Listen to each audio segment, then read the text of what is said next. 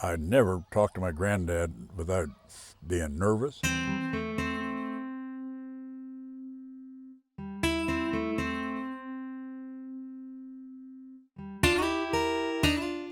And I knew him well. I talked to him well, because I used to work on the farm there. But you absolutely had respect for older people. You did not take things lightly. And the kids now have, I get about it. The grandchildren, I probably think I'm a nuisance. They just don't. And one of my jobs was to push a lawnmower up there. They didn't have a mower, and I pushed it up the street, turned it upside down, and pushed it up and mowed the lawn. And I had to be a honey dipper, clean the toilet out once in a while. But you just did those things.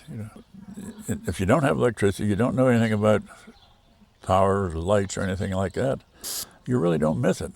You miss it after you've had it for a while. And we didn't have any of that stuff. We didn't know any better. And Saturday, at that time, everybody went to town Saturday night.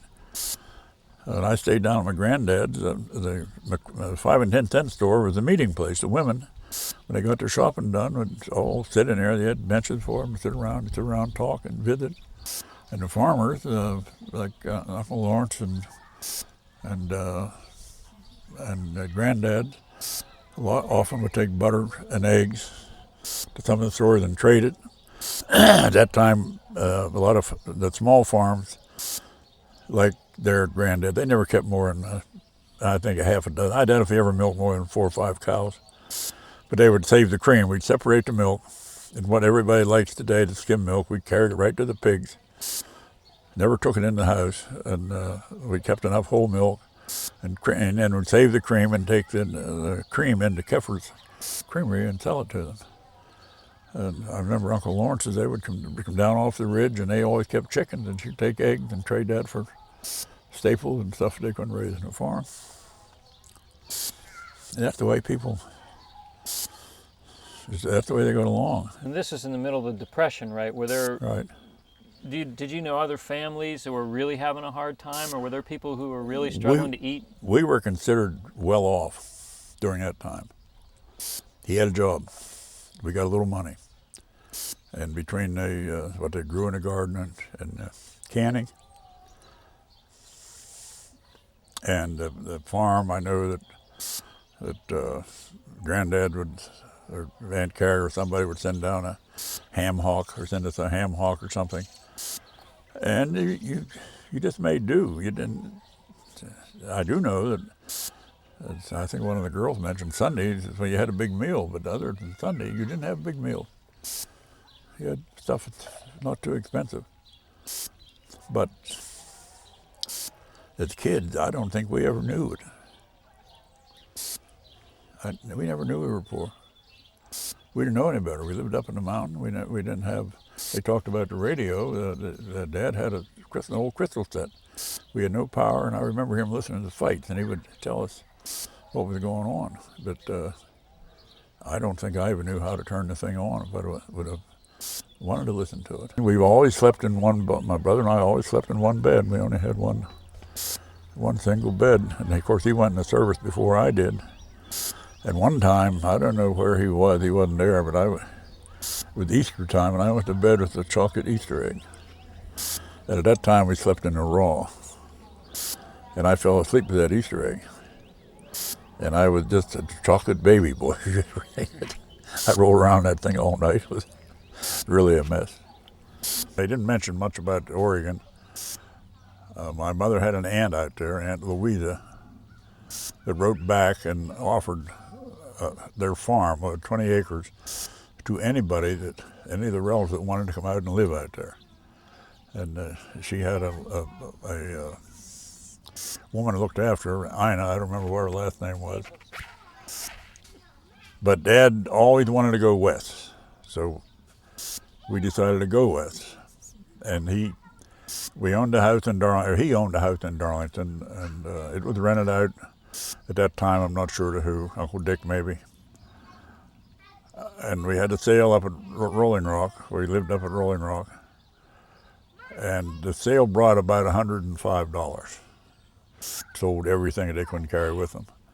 And he left here with 5 kids for a 3,000-mile trip with a 29 car with $100 in his pocket. And there wasn't no such thing as credit card or anything like that.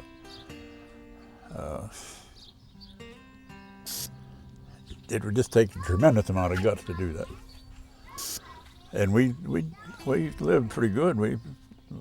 At that time, you could get a tourist camp for $1, get the second one for 50 cents. You could get a quart of milk for a dime. You could get a box of cereal for 18 cents. And that's the way we lived. And for breakfast, we would eat in the rooms, and lunch, and Mother would buy stuff and make sandwiches. So I'd only been 8 years old, or 9 years old, when we left. And that was a big dramatic moment, because the relatives, you know, the older people, nobody thought they'd see us again. It took a lot of nerve to make a trip like that. And it was pretty rough when we was out there. He worked in the woods for a while, cutting pulpwood. He finally did get a job in the paper mill. It was better. We all picked strawberries and did what we could. We had a little farm. We had some chickens. We had some pigs. And I remember a rat got in the damn chickens and killed about 400 of them. We had a team of horses and a couple of cows. We went to church out there, and we came home one Sunday. The porch was a big porch was just full of produce, canned goods and stuff.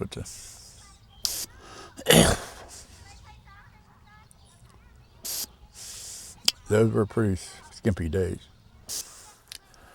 And we stayed out there a year, and my Uncle Lawrence came out to visit us, and brought a couple of his kids along.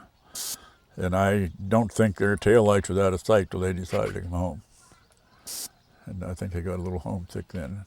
So we had an auction sale, sold everything. And interesting, and part of that, we sold the farm. Of course, he didn't get the money. They would give it to Aunt Louisa.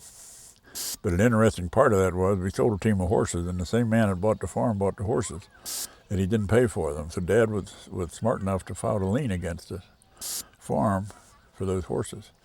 And we were living up here when we got a letter from the attorney. The guy wanted to sell the farm and couldn't sell it with that lien on there. So we had to pay for the horses. How would you describe your mother's character? Well, she was a very intelligent person. She was a leader. If she'd have been born 25 years later, she probably would have been in some kind of business, an executive in some kind of a business or not. But she was born in an era where women were brought up to stay at home and keep house. What about your dad? He was very intelligent. I often laughed about it. The educated people went to school, went to college, would come in and ask him a question, and he would have the answer. And they didn't have it. So he read a lot, and that's how he got. When he was young, reading, writing, and arithmetic was the most important thing. And once he mastered that, there was no real reason to stay in school. And but he read a lot, and he was a very practical man. You know, he wasn't. And as far as money's concerned and so forth, he wasn't much of a gambler. Dad worked at Rolling Rock. We moved up there in 1929. Laura was just a couple years old. And of course I was only 4, but we moved up in the back of a Model T, and I held Laura in my lap going up. She doesn't remember that, I'm sure. But Dad, at that time, we got 35 cents an hour. He worked 9 hours a day, 6 days a week. And that's why we didn't see much of him. He never had much time off. And what did he do for them? He drove team. He worked in the farm crew. I did the same thing, and later on when I was, I don't know, 16, I guess. Maybe, yeah. At that time, he was getting 45 cents an hour, and I got 40 cents an hour. And I drove a team of mules until I finally graduated into a tractor. But it was really a nice job, a fun job. You had to work, but you was out in the open, and It was you had to go there in the morning, your horses was already harnessed, ready to go, and Father Noggle was the boss, and he would tell you where you're supposed to go, and they put a bag of feed on, a nose bag for the horses for lunch, and away you'd go, and it was just a nice way to live. We lived at Darlington, which was 3.5 miles or 3 miles from Ligonier, and Cy Clark lived in Ligonier, and Jim Weller lived in Ligonier. And you talk about this gas today, we would, Dad kept a car over at Uncle Art's house. In the wintertime, we had to push the damn thing out to get it going. An old, at that time, it was a 34 Chevy. And we'd go up to Ligonier, and Cy would, if it was our turn to drive, Cy would get his, or if it was his turn to drive, he'd pull his car out of his garage, and Dad would put our car in the garage. And then we'd go up the street and pick up Jim Weller, and then we'd go another 3 miles. And that routine went on. You know, everybody had a car, but you didn't run 1 extra mile if you could find another way to go, because none of these people made very much money. The most Dad ever made there was 45 cents an hour. And you know, with 5 kids and 45 cents an hour, not much of a life. What kind of games, or what did you do for fun when you were a boy? Well, we went swimming a good bit. It was a church in our family, it was a must. There was no excuse not to go to church. I don't remember ever staying home. We weren't allowed to go anywhere all week if we did. And then we would, oftentimes in the summertime, we'd go for a walk. We did sled riding with even adults, you know, older people. Remember old Bucky McCauley? He'd come down with whistle and pulling his sled. Then we'd go over Darlington Hill and sled ride. And ice skate, we'd go over to the park. We wasn't allowed over there, so we'd sneak in and play hockey, and we'd put our boots there at the bank. And we seen a light coming, we had a rule: just make sure you get 2. It don't matter whether you're going to get 2 of something and get out of there before you get to go. They didn't like us over there, and that was right behind us. We only had to go across the creek. From the boys, we did a lot of trapping then, at that time. Skunks. One time I was blackballed from school because I thought the skunk was dead and he wasn't dead. But my cousin had a skunk that was froze, Arthur Johnson.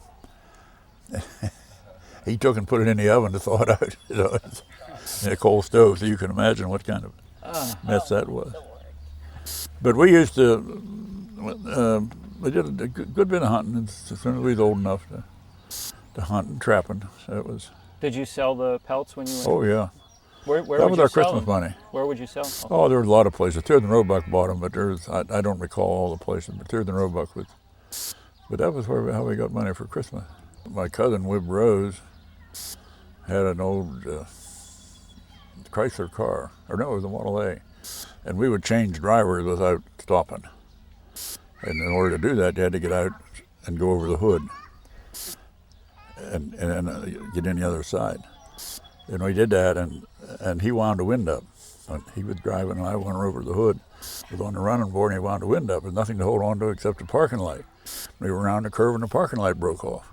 So I hit the blacktop with my nose and hand. I still got scars from it. I don't know if you remember that when I went to school. What do you remember about school? How long did you go to school, and what was school like? I never liked school. I did everything I could do to get out of it. I went to the freshman year 3 times. My mother would, I quit. My mother would talk me into going back. And I finally did pass into the second year, but then that's about the time the war come along, and I joined the service. Never did finish pass. My record would show 9th grade. But I didn't like school. I don't like it today. I don't want to sit in a room and hear somebody try to tell me something that I'm not interested in. They didn't try to tell me something that I was interested in that I thought I could use. I really didn't get too excited about what Ivanhoe did and those sort of things. So I just stayed away. I just didn't like it. What about your brother? Was he different about that? He was an intellect. I heard that so many times. Why can't you be like your brother and sister? Both of them were top of the class. he got a full scholarship he was the top in the graduating class. He got a full scholarship to St. Vincent, but then the war came out. He only had part of a semester in. I wasn't stupid. As a matter of fact, my mother is the one that kept telling me this, that I was the highest in the township on the intelligence test, 13th to lowest in the achievement test. It tells you that I didn't care too much for school. What are you laughing about, Bob? I think I was in the same place. You mentioned World War II. What do you remember going off, and what was that experience like? What were your parents? What did they say to you? What was? Well, I had to get them to sign because I was only 17. And at that time, we had parties. They generally had a church party or for your family, and then you had a party for your friends. Of course, one was dry and one was wet. And we had those. I had both of those parties. And when in the day I was supposed to go to Pittsburgh, and going through the line, the guy rejected me because of my teeth. There's no way to go home after you've had the party. So I went down to the street, and the first dental sign that I seen, I went up. The man by the name of Finkelhor was a dentist. And I told him what happened, and he sat down and he looked at me and said, I can fix them up. And he sat there and fixed every tooth with 6 or 7 cavities. And I went back and got in the line. This guy said, I thought I rejected you. And boy, I didn't. Take another look, buddy. And away I went. I went to Great Lakes training station. Why were you so eager to go? It was the thing to do at that time. Everybody was able-bodied. I really don't know of anybody that really tried to get out of going. Bill Donovan might have been one. But that was the thing to do. I was kind of, I had a job at Pierce Manufacturing, the woolen mill, and they only paid 50 cents an hour, no overtime. I was working 16 hours a day one week, and the next week 8 hours a day and 11 on Saturday. And Laura worked on washing at that time. Somehow or other they found out how old I was, so they made me go back to 50 hours, or 40 hours, and there wasn't enough money to fool with. And then I went to the toy ad, which happened to be where Mother had worked. And where they worked, they made molds for gasoline tanks for airplanes. And they put me in the dryer room. It was, like 90 degrees. And that was one of the reasons why I decided to go. I wasn't old enough to do this. I couldn't get a decent job, and I couldn't do anything, so it's time to go to the service. That's another reason why I went in. Where did you go in your service? I went to Great Lakes, there for 6 months. At that time, that was in 43, the pipeline was full, so they put us 3 months of boot camp and then 3 months of schooling. I went to 3 months of gunnery school. And then I was shipped. I spent the next 2 years in Australia, up in Mount Cootha, in an ammunition depot over there, till the war was over with Japan, and then come back. How'd you like Australia? Oh, I liked it, yeah. I had a good job there. I was having trouble with book learning. I was the captain, Lieutenant Commander Keating, took me under his wing, and he was going to make sure that I passed these tests. But I had in charge of 25% of the base, and I had first-class people working under me and all kinds of people. But I was only a lowly seaman second, and I was going to get promoted, and I didn't pass the test and went to the seaman first. And then some of us decided it was a good time to celebrate, and I ended up about a week later back to apprentice seaman. My mother said that she probably had the only 2 sons that spent as much time in the Navy as we did, and both come out apprentice seamen. But that was a good time, a good life there. I really enjoyed it. I had a horse over there. I'd get up Sunday morning and get on and saddle up a horse and ride in any direction I could find a way to go till noon, till I had time to turn around and come back. I've seen a lot of the bush country that a lot of people didn't see. And I don't think in the whole time I was there, I don't think there was more than a couple dozen days I wasn't the first one in the chow line in the morning and so forth. But I had a crew work for me. I really enjoyed it. Really liked it. How'd you keep in contact with your parents? He wrote letters. You got a good rainy day, you couldn't do anything, he'd sit down and write a half a dozen letters, maybe 10. Just date them different. Every week, date one and send it. You couldn't say anything anyhow. All I could say is, I'm fine, how are you? And they censored, everything was censored. They wasn't even supposed to know where he was. Laura figured out where I was. Because in one letter, there was an old man, Albert Austin, that lived in Darlington, that was a funny talking guy, and I somehow or other mentioned in a letter about him. And I said I heard that he died. And I said he always would say the Swedish language, I just forget what wording I used. But he had died long before that. So that they knew that I was trying to say. And I think you were the one that picked it up at Brisbane, Australia, is where I was. And we was on a mountain. And, Did they write you any letters? oh yeah. Yeah. But we really couldn't say anything. There was almost nothing that you could say that you were doing that would be of any interest. So, because they were censored. If you decided to say anything, you just cut everything out. That's what's so hard for me to understand, how they have news people going right, and every day you see you get a dose of what happened, and the enemy's looking at the same stuff. You know, we used to say, loose your lips, sink your ships. And now you broadcast it tell the enemy exactly what you're going to do, where you're going to be, and how you're going to do it. And I can't understand it, how we can expect to win a war doing that. Everybody knows. Do you remember what it was like when you came home? When we come home, I complained of a sore back. We got off the ship in San Francisco, and we was allowed a 3-minute phone conversation for nothing. I couldn't talk for 3 minutes. I didn't know what to say. I talked for about a minute and hung up. It was I just couldn't find enough after being away for 2 years. What I did do when I got home, one of the things I was hungry for was soda crackers. I went and bought a box of soda crackers, sit down and ate them, and then I complained about, somebody told me before, complain about something and you get a better ride to the east. I complained about my back. I got on a hospital train. When I got to Sampson, New York, my back got better mysteriously, real quick. And at that time, they were trying to get, they had a point system to get discharged. And I was young when I went in. I wasn't married, and I'd been overseas for 2 years. But if they wanted to change the system, I'd maybe still be in. So they give you a lot of leeway. I got a 30-day leave. And I went back when I was supposed to, and they gave me another 12-day leave. They had no place to put me, and they finally sent me down to Willow Grove Naval Air Station. And my job there was if the airplane went down any place, I had to go and pick up parts or something.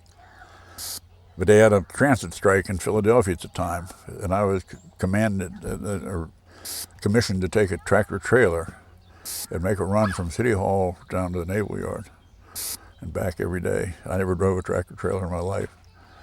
I'd stop at a red light, and before you get going, I'd have to gear it down. It'd be so hanging full of people, they loaded it up. But we got through that pretty good. And that was an interesting time. This farm we bought right after I got home. We started looking for a farm. We looked at one down over at Ligonier, which we probably should have bought. But it was $12,000, and we thought it was too much money. It probably was sold later on for $500,000. But we looked at one up in the ridge. We looked at 3 or 4, and we looked at this one. This was advertised in the Latrobe paper. A man named Alvin Ogline owned it. And Dad and I come up, and we couldn't get in because the road was drifted shut. It was the middle of the winter. This road here, we couldn't come down at all. And somebody said we can go around, so we come up there, and we could only get up a little way. We walked up, and we still bought it. We paid $9,000 for the farm and $1,000 for 4 cows, and a team of horses, an old McCormick Deering tractor, and enough equipment to put a crop out and get it back in again. And I bought it. It was bought in my name first because I could get it use a GI Bill. You get 100% mortgage, and I think the interest was 3.5% or 4% or something like that.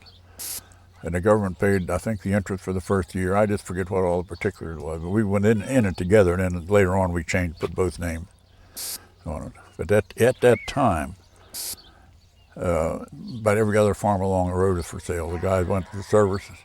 The sons went to the service and found out there was a different life. They didn't have to work farms all the time. So the parents they tried to sell them. This farm had been sold twice before that, and old Ogline had taken it back. He carried a mortgage on it.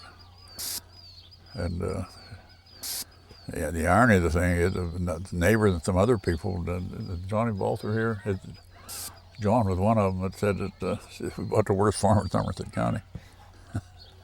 And he was about right, if we didn't know any better.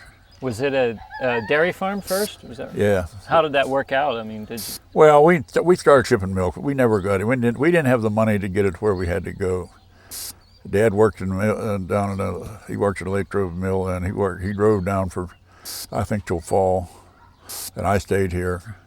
And I went to GI Bill. I went to they had an agricultural school. I went to Penn State with the Penn State program, but I only was up there 1 or 2 weeks. But the rest of the time, once a week, we had a class here, and I got $65 a month until I got married. Then I got $90. I used to tell Alberta that's the only reason I got married. I wanted that extra money.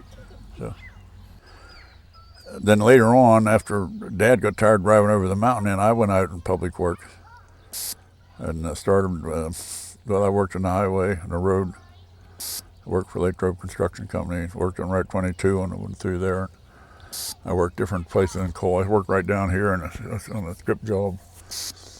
Worked at a couple different companies here. I couldn't get any money. I was making 90 cents an hour, and the guy promised me $1, and I quit because I didn't get the extra dime. And then I got another job where I did get $1. And then eventually I quit that and went out and got a little bit better. And then I went down to Mercy Hospital. My first building job, I got Mercy Hospital in Johnstown. That they paid $1.42 and a half, and I thought that was pretty good money. But then I was offered an opportunity to join the Ironworkers Union. A fellow named Mace Bullington come up and asked me if I'd, I worked hard then. I didn't walk, I run, and because I was ambitious and wanted to get something done. And they noticed that, and so they got me in the union. Then I got more money. I think the rate at that time was $287.50. That was a lot of money compared to $1.42. So I ended up that job. Well, I was a labor foreman. I had 22 guys working for me, and I ended up as the ironworker foreman. And then I was off and running, and I kept it. And then I was working all over the place as ironworkers, and Dad had to do all the work here. And I didn't like the union business, having to have somebody tell me when I got a raise. So I thought I could try it myself. And I had an advantage on a lot of people. The fact that I didn't go to school. My mind wasn't cluttered up with facts. I could just look at things the way they were, and I got it started. Probably was bankrupt a half a dozen times. I didn't know it. I knew it, but didn't want to admit it. I was too bullheaded to admit it. That's pretty much, we started. I borrowed $250 from Laura and Jim. That was my commitment, to all the money I had. And I had a partner that put $250 in, and his check bounced. So, and then I went to the. What was the name of the company then? Somerset Steel Erection. It was started in '57. Its 50th year is tomorrow, or next year. I went down to get insurance, and they took $400 of it. So I'm down to $100. So I had to work the first month. I did everything myself. But we got, I started getting this little job here, a little job there. Nothing very big, just enough to. Started hiring a few people. I had no clue how to keep books. I went to a couple different people. I went to Johnny Better's here. He had a toothache and wouldn't talk to me. And I went to another guy, and he said, well, what do you have to do to keep two sets, one for you and one for the government? Well, I didn't like that. So I went to an old, somebody recommended a guy down in Cumberland, an old accountant. I went there, and he helped me get set up. I had an old Chevy car I took the back seat out and had a box in there, and I kept a typewriter and all the books and papers and stuff in that, and I'd go right out to the job and make out And I regretted so many times that name. I had to pick with one finger. Somerset Steel Erection Company Incorporated. It would take me forever. And then there was a girl, the secretary at the Union Hall in Cumberland. I knew her pretty well, and if I needed any help with anything, I'd go in and she'd help me do the payroll. Then I had to think something about taxes. I didn't know anything about withholding tax and OAB and all that stuff. So I had to get somebody. I got a guy up in the mountain up there, Spangler was his name, and he did the work, and then he sent his bill in by the hour, and this guy was a good accountant. He sent me a bill one time for 26 hours in one day. And I told him, I said, there's only 24 hours in a day, how can you do that? Well, he hemmed and hawed and had this mixed up and that mixed up, so I decided I didn't want him for an accountant. But it was interesting trying to get all that going. What was going on here at the farm up until '57 when you started the company? How was your father making a living? Here we had the dairy cows. But it was profitable? He could make a living with the dairy farm? Well, the truth of the matter was there was work for about 3 people and enough money for one. That's what it boiled down to. And we didn't have the wherewithal at the time. And that's when the period started when you either get big or get out. And we got out. I don't think we ever had a check more than $550 or $600 a month for milk. You'd have some calves to sell once in a while, but we would have had to committed an awful lot of money to that barn was an overshot barn. Yet it was built back in the days when everybody had a raft of kids. They didn't care about the labor. You had to carry everything forward from the back to the front. It just wasn't. None of these old barns were built for production.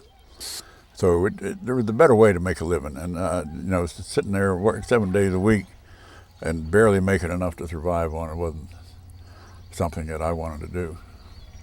And Dad liked it. He stayed after I started working public work and working away from home. Well, he stayed here and worked. And I'd come home on weekends and help as much as I could. But it was a thing to do with selling. We actually had this farm for sale one time for a year for $16,000 and couldn't sell it. If I could have got borrowed money the way you can today, I'd have wanted to live in a foundation for all those years. I did finally borrow $4,000 to put the top on, and the damn roof blew off the barn, so I had to spend the money to put the new roof in the barn. So we still had to wait a while to build the house.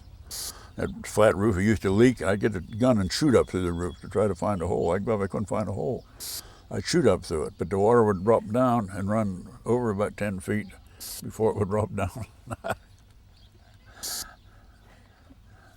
that house, we cut the trees here and took them and got them planed and screened the sand of the creek down here to mix the mud. And Jim and John Balfour both helped lay the block and so forth. These kids today, sort of like my grandchildren today, my God, they have to have a house their house worth more than the whole damn farm is. The first house. I don't know where you go from there. It's nice to start out, and some of the best times, I think Laura will go along with it, some of the best times we ever had, and we didn't have any money. Exactly. All right. We could sit and play Penny Ante for hours. Jim and I would try to figure out a way to sneak out and get a six-pack of beer. We had all kind of excuses. We had to do something. But the kids now, the young people now, I think they've missed just such a great part of their life by having things too easy. I really do.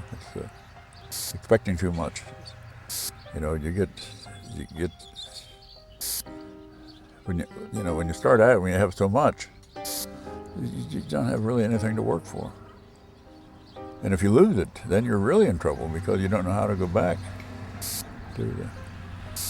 Pretty young, I had a job all summer digging a ditch up over a hill like that, about that height. Dug a ditch, hunted up chestnut rails and put in, laid flat stone on top of the rails, filled the ditch up. How'd you like to spend a summer like that? Now you can do that thing in half a day with a backhoe. But I get the impression that if you have to wear gloves in your job, you're a second-class citizen. The people look at it that way. They don't look at the trades.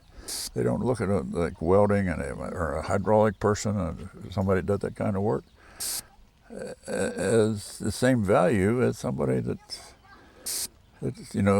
like accountants, for example. If it wouldn't be for people like me, they'd have nothing to count. You have to have other people to. I told a guy when anesthesiologist was spouting off about how important he was, a Canadian guy, and not down in Johnstown. I told him on the golf course. I told him it wouldn't be for guys like me. He said you'd be out in the damn stump practicing witchcraft. Somebody has to do the work. Somebody has to build those buildings. And most of them didn't go to school.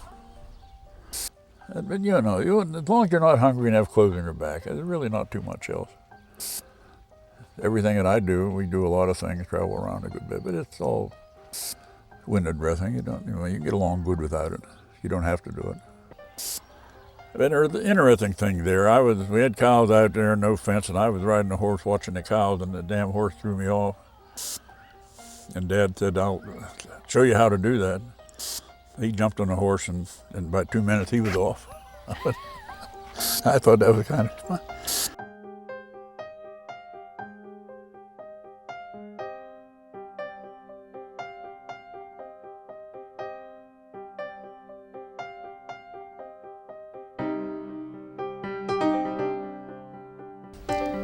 I talked long enough. I think so.